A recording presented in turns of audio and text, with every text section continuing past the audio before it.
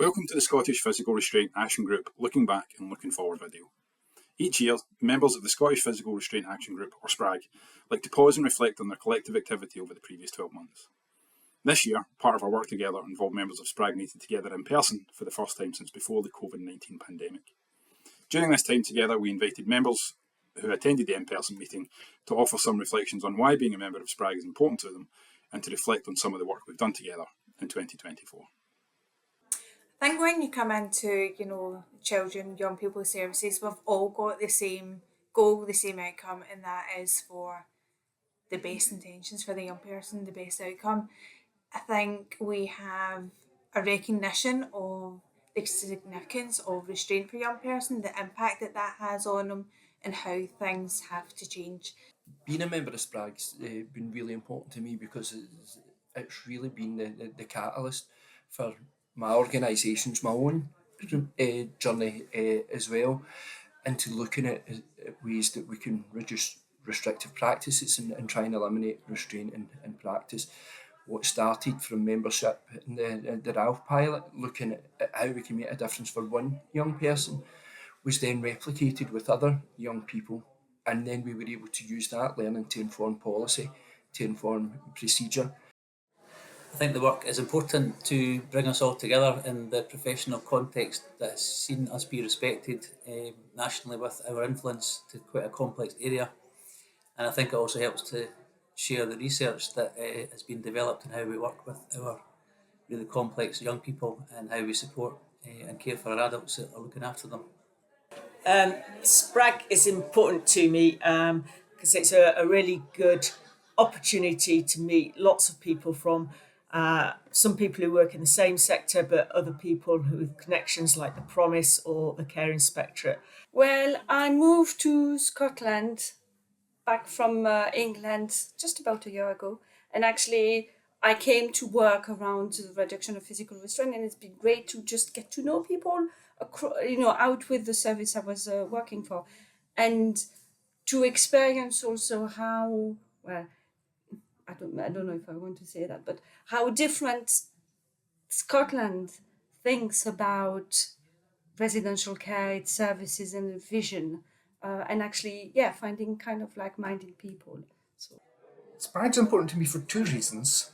The first one is it's a community of practice for residential childcare. So regardless of what issue it was discussing, it feels like a kind of unique moment to me when residential childcare has come together as one community with the aim of learning from each other, disagreeing with each other, discussing the complexity of the work that we do. And we've not done very well with doing that in the past, so it feels like something really unique that we might learn something about for other areas of our work as well. I've really appreciated having space to come together as part of a group, surrounded by like-minded people, where we're quite happy to get involved in the kind of intricacies of a more in-depth discussion around the impact of restraint and restrictive practice, where probably previous to SPRAG we didn't really have those spaces available to us. So it's been really, really important to be able to kind of roll our sleeves up and get involved in discussions at a much deeper level, where previously they had been really binary, restraint should or shouldn't happen. So it's been crucial.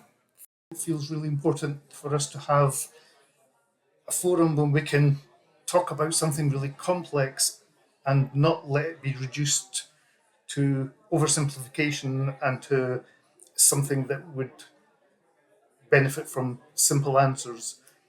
In looking back on this last year and listening to what people have had to say about their experiences of SPRAG, I'm again really struck by the importance of relationships, not just in terms of the shared commitment and support in doing this work, and that is important, but also relational spaces in which we are deepening our understanding of related complexities and how to address them, and really changing our thinking, because we know that practice and cultures won't change if we don't change the way we think. I think sometimes we can be kind of sitting in isolation, kind of recognising this, but not sure where to go. So SPRAG just offers the opportunity for everybody to come together who does have the same goals and agenda, and that kind of collaborative working is our way of making progress. The difference that that's made to our young people has been tangible. The data that we were able to collect reflects that the difference that's made to the young people hasn't just been about reducing physical restraint, eliminating things like seclusion, but actually things like blanket restrictions, chemical restrictions, communicative restrictions. They've all reduced as a result of that. So what SPRAG's meant to me is that I've seen young people go on a huge journey from a restricted life to one that's full of more freedom, more autonomy, more love, and young people who have become more autonomous, confident young people at the end of our journey.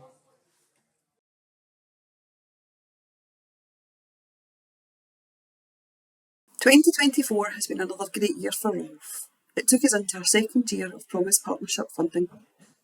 We published a sector update with some learning of the first year. There were some key messages that included the importance of planning, prioritising and protecting time, maintaining open and active feedback loops, and promoting co-ownership of the RALF work. We now have a total of 32 facilitators trained. Most are facilitating groups in their own organisation, but some are facilitating groups in other organisations or developing cross-organisational groups. Over the past 12 months, there's been two aspects of what I've been involved with in SPRAG that have been really important.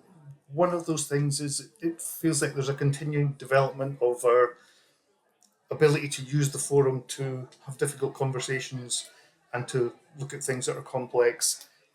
We've also been able to meet in person again for the first time in a long time. Even more important for me this year has been becoming involved in RALF, the Reflection and Action Forum, and that's been really important in our organisation because it's starting to give us a really good and really structured but also flexible way of offering peer support to each other. And so in some of the meetings that I'm involved in at work, there's a new kind of sense of structure to how we support each other, and we're able to give each other better opportunities to be supported to develop their thinking about complex issues. And also just the last 12 months, being able to have a space, particularly we've been involved with the RALF work, where really having an opportunity to contain others, but also be contained myself in relation to this area of practice, because we were just having a discussion today about catharsis and optimal distance, and really thinking about, does the action learning set approach really promote optimal distance for the workforce, where the difficulties, the intricacies, the nuance can be held and contained by others. So that's been really crucial, I think. So SPRAG just offers the opportunity for everybody to come together who does have the same goals and agenda, and that kind of collaborative working is our way of making progress. The work of SPRAG in the last 12 months, I've been part of RALF, which has been really useful, and we've had some really good outcomes from that. And just being a member of SPRAG in general over the last, since it started in 2019, we've halved our number of restraints at Harmony, which is really, really good. And in education, just in the last year, we've halved again the number that we've had in education. So the work that they're doing is brilliant, and it's really good to be involved. Looking forward into the first quarter of 2025, we have lots to look forward to. We have a Share the Learning event planned for March, and the save the date has gone into diaries for that already.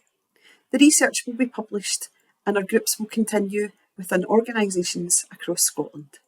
A reflection on our work in the last 12 months has been that we've been privileged enough at SPRAG to hear from a number of really informed speakers, and they've come from different backgrounds, some practice-based backgrounds, some academic ones, and the information that we've been able to get, that we've been able to share, some of the working groups that we've participated in with people who belong to a similar profession, has meant that we've been able now to move on to not just thinking about what reducing restraint and reducing restrictive practices means for the young people, but actually the impact that that's had on the staff.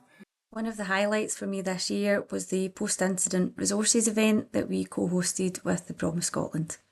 This event was a shining example of how SPRAG members can lead the direction of the group and choose the topics that we dig a bit deeper into. The event was so well attended by people all across the sector who wanted to think a bit more about what happens in those moments after an incident occurs. Came along to the post-incident support event work, and that, to me, that was an example of how hearing from other services is so important, and how it's very easy to work in silos. It's very easy to just be caught up in the everyday. And I think residential care is very much like a kind of a, this is happening now and I have to deal with it. And actually just to be able to hear and listen and, oh, this is how you're doing it. So and that helped very much to make distinctions between how to do things. Would there be, would it be good to have different spaces for different types of debriefs, and just getting to think about things a bit differently. And staff can experience compassion fatigue, moral injury, exhaustion. We know that there's a sector-wide issue in terms of retention and staff turnover. And the last 12 months have really given us the opportunity to explore how do we minimise that impact, how do we sustain the relationships for the young people and the staff who adore them. And the last 12 months has given us a real focus about how do we build a resilient workforce that want to stay in the sector when they're not relying on traditional methods of intervention. As we train our sights on 2025, I think it's important to stress that the spaces for this work must be prioritized and resourced. This is a long endeavor and there is still much to be done. SPRAG has shown itself able to meaningfully contribute to an inadequate but growing knowledge base. And by knowledge, I don't just mean formal research and theory development, but practice innovation, and especially the place where those three inform each other well. SPRAG also is committed to practice beyond its membership and making change there. And for all of this to be possible, we need a knowledge base and knowledge mobilization that is equal to the task for residential childcare in Scotland.